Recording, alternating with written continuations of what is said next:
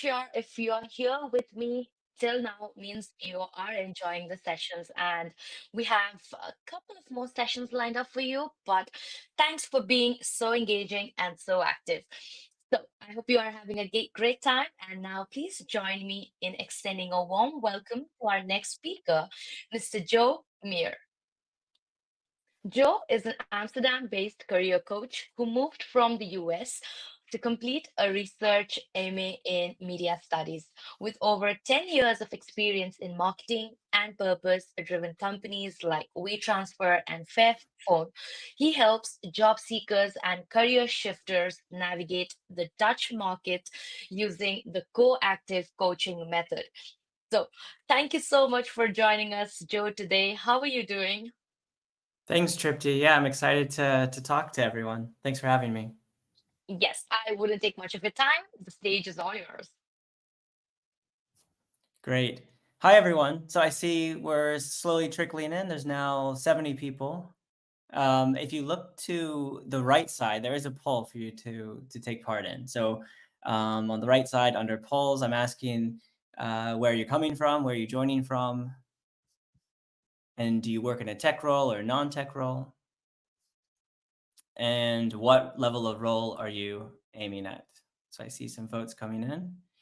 So I just wanted to kind of get a feeling of who's with us, because I'll talk about myself, but here you also get to see who else is in the room, where people are calling from, and you should see the results immediately there. So yeah, so 80% are from the Netherlands. Let's just get some more votes coming in.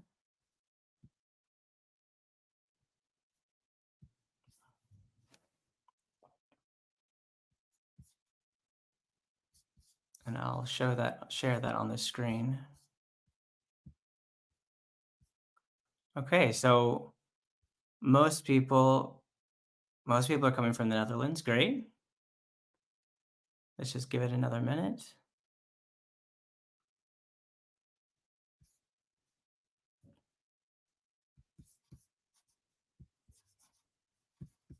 Nice. Thanks for participating. So here we go. So I've been listening in and hearing the other speakers, and like so much of what they said resonates with me and is a great lead in to what I'm going to tell you. So I am a career coach and I help clients with their career development and their job search. And this is less about that and more about just my personal experience of me moving to the Netherlands from the US and my career path. And I know it won't be like your experience won't be the same as mine, but I do think that my specific experience has some universal lessons that you can take part in.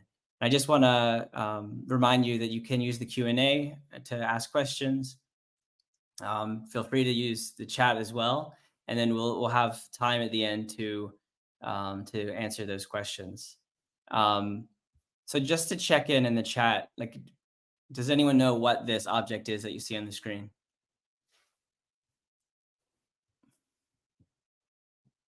You can use the English or the Dutch word for what this object is. Yes, it's for cheese, shaving the cheese. A bonus point if you know what the Dutch word is.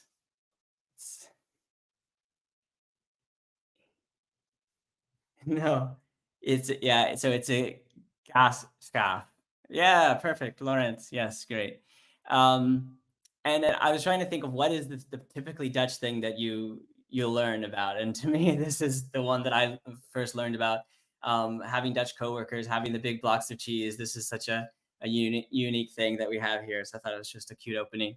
So I moved to Amsterdam 2 times. The first time when I was 21, I was studying abroad for my bachelor's. I was doing a BA in media studies, and that's when I really fell in love with the city, fell in love with the culture and the country, the sort of the open-mindedness of people, the how international it was attracting people from all over the world. So then I finished my BA in the US, but the second time I moved here was for my master's, and that's kind of what I think some of you can relate to, is moving here for work, for education, and then trying to find work. So this was 2011, I was doing a 2-year research master's and a 2-year research master's in media studies. And they never really tell you how to actually get a job or what you want to do in life or how academia can relate to the working world. And that's sort of a passion of mine now. That's why I'm talking to you, is because um, I think it's something that we need to be much more intentional about, to figure out how to make that leap. Um, so after for my master's, basically the last 10 years, I've been working in marketing and creative teams at some of these great Dutch startups and scale ups like Fairphone, Ace and Tate, T&W, and WeTransfer. And lots of different roles, mostly in communications or marketing, also in creative teams as a project manager. And then most recently pivoted into the HR people team at WeTransfer. I was the employee experience analyst there. And then in the last year, I've become a freelancer career coach. So, and I feel like I've had a lot of different work experiences because you know, I've worked in many different roles, many different full-time contracts, part-time, freelance, entrepreneur, um, which I hope you can relate to. And all along, so for sort of the first lesson that I learned was that career development is more like a compass rather than Google Maps that you can just punch in what you like and how to get there. Um, so from the different roles I had, it was not by design. It was really having a feeling about the values I had, the kind of domains or industries I enjoyed, and having sort of a general compass, and that would lead the way forward. So I resonated a lot with what Juan was just talking about around self-awareness and really knowing what you like and what you don't like, and what gives you energy, what drains your energy. So I think this is definitely the first sort of lesson, if you haven't done it already, is to just make a list of sort of what are the activities that give you energy, which products or companies really get you excited, and then to find the common threads in that. Um, and a way you can, when you're in trouble is when someone asks you what you want to do and you say anything, or I don't know. I think everyone has a passion or has something that kind of gives them energy, and it's all about finding finding those areas, and then just gravitating towards that. So then the second lesson comes from X-Men. I don't know if you're all familiar with that. Um, Let me know in the chat if you have a favorite superhero or favorite X-Man. But I use this example because with superheroes, their powers, like their superpower is so clear, right? So one of them can absorb energy, one of them can read minds, one of them shoots like energy beams out of their eyes. And I'd like to think we also, us mere humans, can also identify um, what are your superpowers, what are your skills and talents that you really want to use, um, because you can help people, and that's sort of the easiest way to connect with a hiring team or with a collaborator or a potential employer. So to get really focused on what talents you want to use. Um, so like for me, it was around communications. It was around copywriting. It was around sort of writing content for a blog and for email. That really resonated with me, and it's the clearer you can get on that, the clearer it is when applying for work. So maybe in the chat, I just want to hear if what is the talent, what is like the skill that you want to be known for. I'll give you a minute to put that in the chat. Be brave, share a little bit. And it can be wrong, it can not be wrong. It can change over time. You can say one thing today, and I bet in a year it might change. It could be something else because you've grown.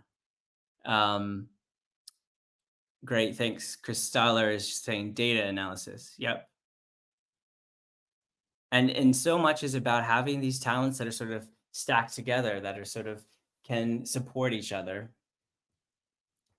So the question was, what skill do you want to be known for, or what is your superpower? If you were an X-Men, what kind of superpower would you have? What superpower do you have now? So for me, it was, copywriting, and still is, I think. Also, what I love to do on LinkedIn. It's for me. It's also listening. I also love asking questions. It's a big part of coaching.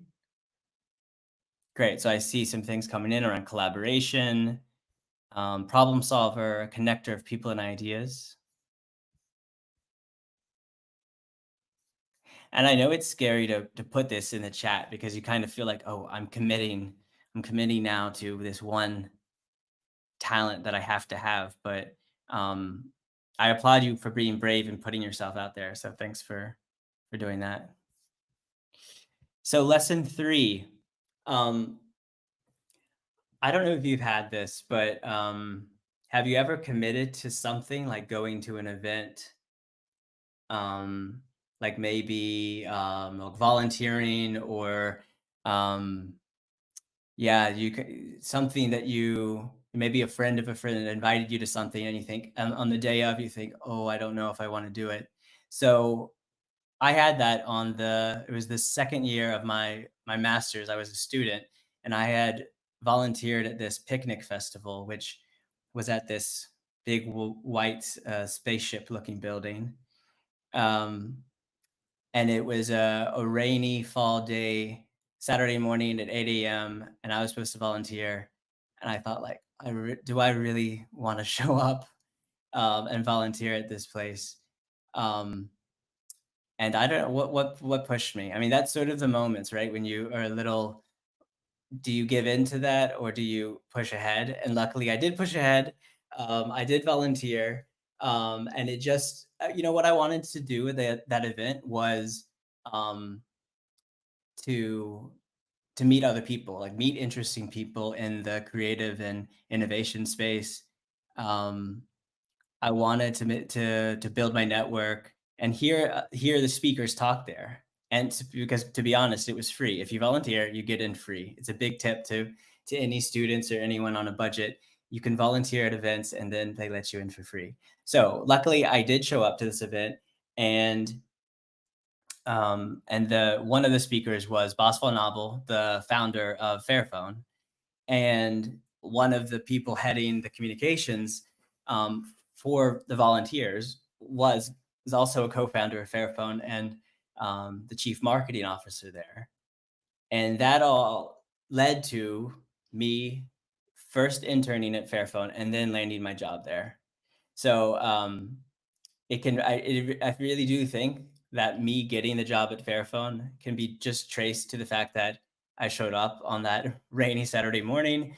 Um, I got to write content for a blog at the event, uh, and got to meet people. And then when an internship opened up at Fairphone, me participating at that event, and having some FaceTime with the marketing officer really went a long way. Um, so then my last point, or the fourth point.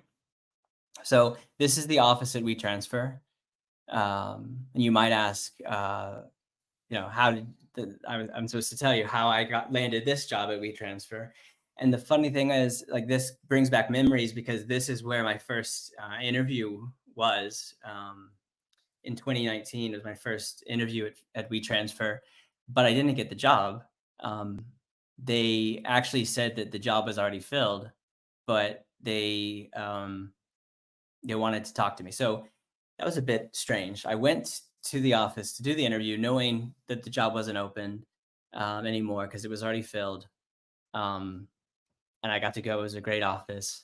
Luckily, that year, I was talking to the TNW Tech Conference and worked there for a year. But the reason that I have this is like when I heard that that position was filled, like I really loved WeTransfer and wanted to work there. It was really aligned with my values. I really admired the brand and admired the work they were doing with the creative community. Um, so even though that year when I was working at T&W, it was always in the back of my head, like, what about that job at WeTransfer? Like, what if that could come up? And so after the T&W conference, when it ended, um, and having that experience and um, like the conferences are like cyclical. So I thought I didn't want to wait around for the next conference. Let me reach out to WeTransfer and see if there's an opening. So I emailed the people I had met with, and they said, sure enough, that there was an opening. The vacancy was down, but they're still interviewing, um, and that's how I got the job. So for me, the lesson is don't be so rigid in thinking that sort of one opportunity is gone or that will never will come up again. Um, it's opportunities sort of can work in a cycle, especially in the Netherlands or in Amsterdam. When you're in a certain industry, it can it's really like a cycle. So keep going. And then my last point. So good things take time. Just because it hasn't happened yet doesn't mean that it never will. This is all about taking time for your physical health, but also your mental health. So like when looking for a job, I talk to so many job seekers that are almost on burnout. You know, it's so tiring. It's really stressful to commit so much time to the job search. So I just remind you um, to dedicate time in the week to your fitness, for going for a walk with friends, for sort of like you know what I do. I downloaded a meditation app and like set time in the day to do meditation. Um, and so much when you get rejections or you feel like it's not working, it really is just like hanging in there for another week or another month. But you do need these physical and mental health. Like you need to take your physical and mental health a priority, make it a priority to make sure that you can do it for the long term. Great. So those are my 5 lessons. I invite you to follow me on LinkedIn if you want to know more about the kind of content that I put out or are interested in my career coaching. Um, and I'm going to spend the rest of the time answering questions. So thanks for your attention. Let's look in the Q&A. Okay. Easy one. Which are the leading job portals? So it's easy because I think it's still LinkedIn. Um, I would very much suggest to be proactive and to make a list of the companies that you're aiming for. Um, I've made a list of like a curated list of top employers in the Netherlands, and you can, if you follow me on LinkedIn and message me there, I can share that list with you. But that way, you're not just like constantly looking at LinkedIn, but you are being more strategic about networking with people at the companies that you're targeting. What does the current tech job market look like in the Netherlands? So it's hard to say based on what roles you. It's hard for me to answer, but I'll just try to give it broadly. I do think it's a tough time. It's not super easy. It's I think 𝗏𝗏 said it. It is an employer market and not a candidate market. I think from what I read, it's because of sort of the massive growth in companies after the pandemic, and then they hired too fast, and then people were let go, and like because hiring budgets had to change. So there are a lot of talented people on the market, and that makes it competitive. But I do think there are opportunities. I hope I answered that question, Cynthia. Let's see, how much time do I have? 1 more minute. Does the role like data analyst or business intelligence have to face language barrier problem? So I do think it's a fact that if you're fluent in Dutch and comfortable speaking it at work, that you will get more opportunities. Like there are just statistically there are more of those jobs. Um, and if everyone is Dutch at a company, they will all speak Dutch. So, but if it's an international company where English is the language spoken, then you don't need to learn Dutch. So it's it's like a yes and no. I hope that answers your question. Best advice for entry level internships positions. Um, it's really about getting into internship, having local experience, like building up your work experience and showing sort of the value that you've been adding in certain work experiences. Um, and what else? Slovia. I hope that answered your question. So it's about getting some experience, and networking as always was just it's having really like building genuine connections with people in the industry that you're interested in. And George, I think we have time for that. What happens when you have multiple superpowers that will amplify the impact of what you do, but you haven't been given the chance to test and use only one superpower? So, I think that's so I'm gonna this is kind of what I would suggest. It's a big one, but if if you feel like no one's giving you the opportunity, you can create it for yourself. You can create your own project. So I would ask you turn it around and say, how can you show your superpowers in a project that you care about? That could look like if you have a sort of company in mind that you are interested in. Can you make a little like case study for them to show your skills and like show your superpowers at work? So it's really about like being proactive and not waiting for the opportunity to come to you, but to actually make it happen yourself. I think that's about it.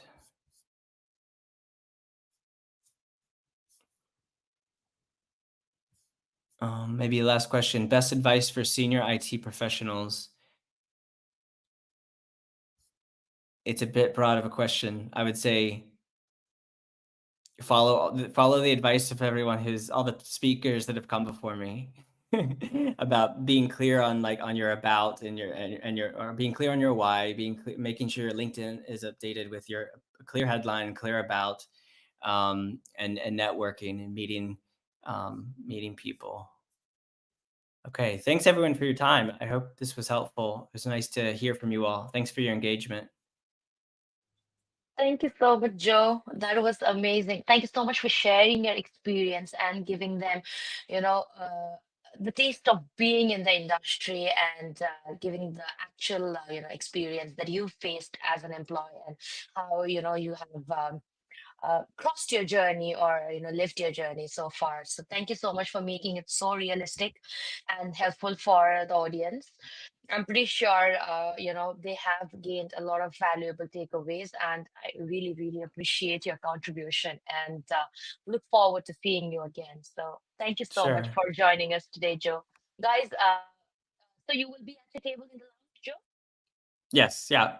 Yeah. So if you have more questions and if you want to connect more, broadly with Joe, then you can go meet him at his table in the lounge area. Thank you. Thanks Bye bye. everyone. Bye.